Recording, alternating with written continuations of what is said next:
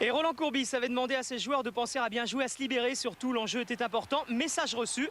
6e minute, faute de Terrier sur Valdehir et coup franc tiré par Zidane. Frappe parfaitement travaillée qui contourne le mur. Flucklinger est battu 1-0 pour Bordeaux.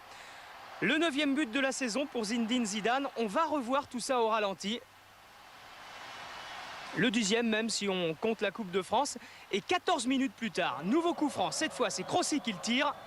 Arrêt réflexe de Flucklinger, mais à suivre un corner. Flucklinger trop court, tête de Dugarry. Et 2-0 pour les Girondins de Bordeaux qui dominent, c'est vrai, 5e but de la saison pour Christophe Dugarry. Pas de chance pour Flucklinger, c'est Huisman, son coéquipier, qui prolonge de la tête pour Dugarry. Côté messin, on se hasarde de temps en temps à de timides contre-attaques. Zitelli faisait son retour ce soir. Et là, regardez, arrêt réflexe de Sens. Avec des arrêts comme ça, il y a de quoi rassurer. Enfin, pas tout le monde.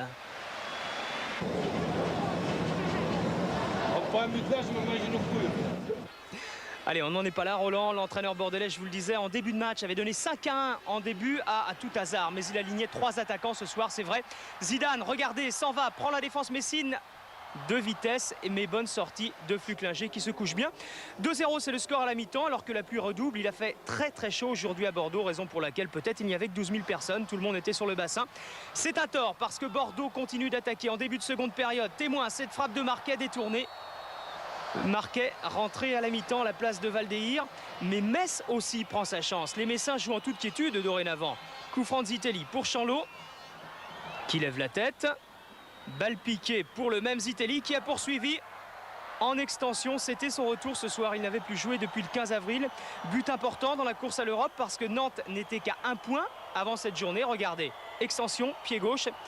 Et heureusement, Courbis n'avait rien promis cette fois. Mais le plus surprenant, c'est que Bordeaux ne réagit pas. Chanlot, toujours à l'attaque, rentre dans la surface de réparation. Chanlot accroché, mais Monsieur Colombo, l'arbitre, ne dit rien. Et voilà une action qui aurait pu changer le cours du match. Regardez, Chanlot accroché. Cette fois, c'est à Bordeaux de procéder par contre. Avec Zidane, encore ici, qui fixe la défense avant de donner pour Marquet. Mais il y avait hors-jeu, le juge de touche avait levé son drapeau. Dommage parce que les Girondins tiennent jusqu'à se chalouper de Chanlot à 1 minute de la fin. Technique extraordinaire que Chanlot. À l'arrivée, Mansenac et coup franc pour Metz, la toute dernière occasion du match. Coup franc tiré par Lang. Sur la transversale, sueur froide pour les Girondins, mais la victoire est là pour ce dernier match de la saison 92-93 à l'Escure. Encore une victoire à Lyon la semaine prochaine, ou peut-être un nul, tout dépendra de Nantes d'ailleurs. Et Bordeaux retrouvera l'Europe. Ce serait une belle victoire pour Courbis, ovationné par le public après le match avec tous les joueurs et avec Nicolas, la mascotte des Girondins. Alors Eric, nous on a tous les résultats. Ce que je peux vous dire, c'est qu'un nul, si Nantes gagne la semaine prochaine, ne suffira pas à Bordeaux pour accrocher